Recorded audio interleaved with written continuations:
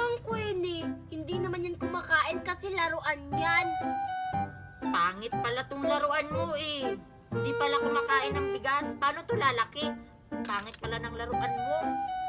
Uy, Queenie, bakit mo naman hinampas yung laruan ko na sisiw? Akin na nga to. Sabi ko sa'yo, alagaan mo to.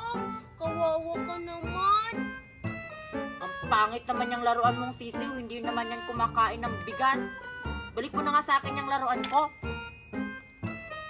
Hindi naman totoo yung sinabi ko na kumakain to at saka lumalaki. Naniwala ka naman?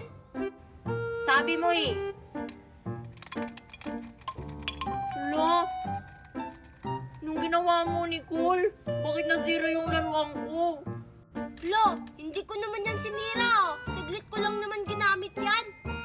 Eh, sino nagsira nito? Eh, ikaw lang naman yung gumamit.